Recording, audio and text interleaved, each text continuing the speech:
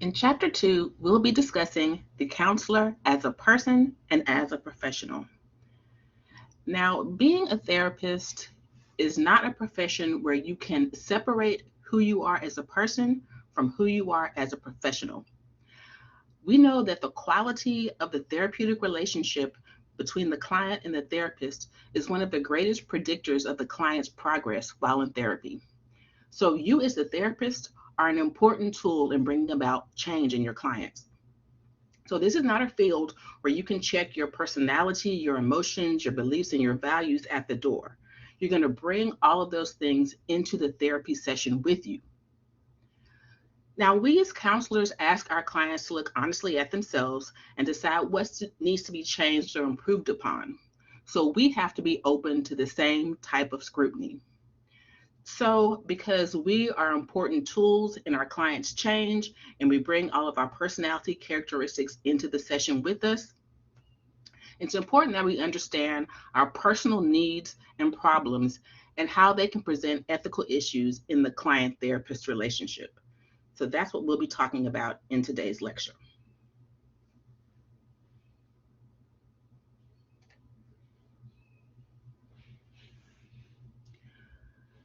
So, as a therapist, you must be committed to awareness of your own life issues. Specifically, you have to be aware of your own needs. Do you have a need for approval? Do you have a need to be liked by others? Do you have a strong desire, a strong need for admiration? Because all these things will affect how you interact with your client. You have to be aware of any areas of unfinished business. So, do you have any unresolved conflicts? Do you have any areas that can be triggering to you? Any things that you haven't fully worked through? Because when these things are brought up within the context of a counseling relationship, they're going to cause you to experience some degree of upset and some degree of conflict that can affect your client relationship. So, in keeping with that, you have to be aware of any personal or interpersonal conflicts you have.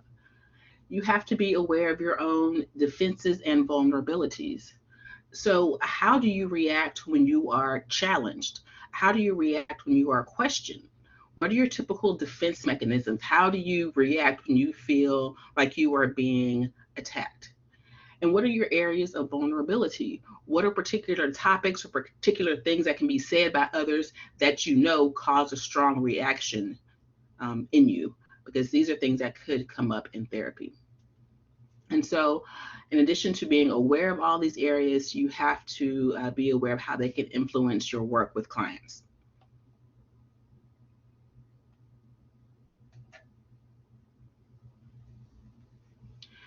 So, one way to begin this self exploration process is to take some time to think about what motivates you to become a counselor. Why did you go into a helping profession? What are the rewards that you seek from a career in counseling? Because that will give you some insight into your needs. What are you looking for from this profession? And just like with any job, it's expected that being a counselor will fulfill some of your personal needs, and that's completely okay. But your personal needs cannot assume priority or get in the way of the client's growth.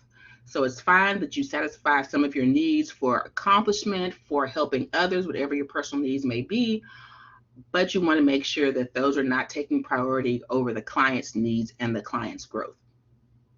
The goals of therapy tend to suffer when the therapist has a strong need for approval, admiration, acceptance, etc.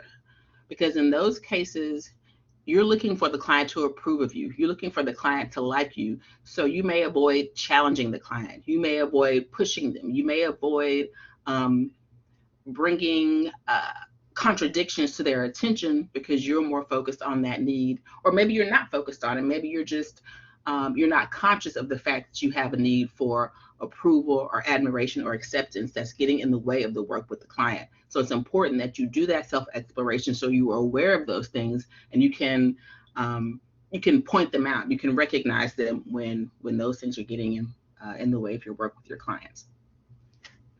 Because you have those needs for approval, admiration, and acceptance, you may foster dependence in your clients. So you may avoid opportunities for the client to be empowered, avoid opportunities for clients to make their own decisions and accomplish things on their own because you want them to be dependent on you so they will admire and like you. Clients often feel a need to please their therapist, and they may be drawn into taking care of the therapist's psychological needs. So rather than you attending to the client because you have these strong needs for acceptance and admiration, you foster dependence on your client, and your client wants to please you. So they're drawn into that and they begin to take care of you and take care of your psychological needs rather than attending to their own.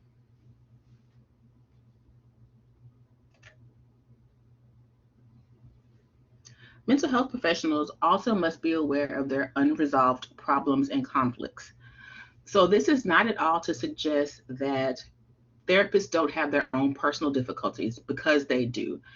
It's not to suggest that you have to have all of your problems or conflicts resolved before you can enter this profession. That is not true.